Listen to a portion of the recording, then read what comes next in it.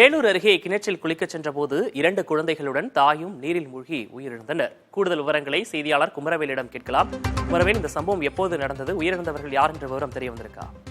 விக்னேஷ், வேலூர் மாவட்டம் ஒடுக்குத்தூர் அடுத்த பிச்சாநத்தம் பகுதியை சேர்ந்தவர் சுரேஷ். இவர் வேலூரில் இருக்கக்கூடிய தனியார் உணவகம் ஒன்றில் காசோலராக, கேஷியராக பணியாற்றி வருகிறார். இவரது மனைவி பவித்ரா மற்றும் இவரோட குழந்தைகள் 9 வயது குழந்தை ரித்திக், அதே போல 7 வயது பெண் குழந்தை ரித்திகாஸ்ரீ ஆகிய மூவர் இன்று காலை சுமார் 9 மணி அளவில் தங்களுடைய வீட்டிற்கு அருகே இருக்கக்கூடிய பொது கிணற்றில் குளிக்க செல்வதாகவும் குழந்தைகளுக்கு நீச்சல் கற்றுக் கொடுக்க செல்வதாகவும் கூறி சென்றதாக கூறப்படுகிறது.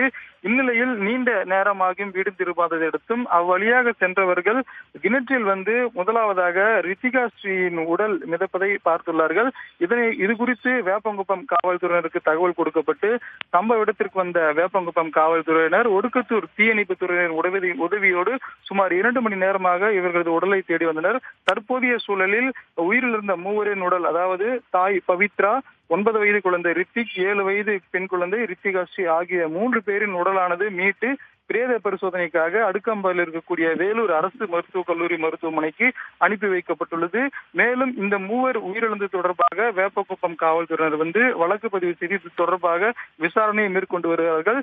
ஏற்கனவே மாவட்ட நிர்வாகம் கோடை காலம் தொடங்கிய நிலையில் பெற்றோரும் சரி, பிள்ளைகளும் சரி, அவருடைய காப்பாளர்களும் சரி, குழந்தைகளை முறையாகவும் பாதுகாப்பவும் பார்த்துக்கொள்ள வேண்டும், தங்களுடைய பார்வையிலேயே வைத்துக் கொள்ள வேண்டும் என அறிவுறுத்தியிருந்தார்கள். இது போன்ற அசம்பாவிதங்களை தடுக்கும் விதமாகத்தான் அதே போல நீர்நிலைகள், கிணறு, ஆறு, ஓடை போன்ற நீர்நிலை பகுதிகளுக்கும் குழந்தைகளை தனியாக அனுப்ப வேண்டாம். பெற்றோர்களுமே அதிகமான ஆழம் இருக்கக்கூடிய பகுதிகளில் துணி துவைப்பது போன்ற செயல்களிலும் ஈடுபட வேண்டாம் என்றும் அறிவுறுத்தியிருந்தார்கள். இந்த நிலையில் தாய் உட்பட மூவர் உயிரிழந்த சம்பவம் அப்பகுதியில் பெரும் சோகத்தை ஏற்படுத்தியுள்ளது.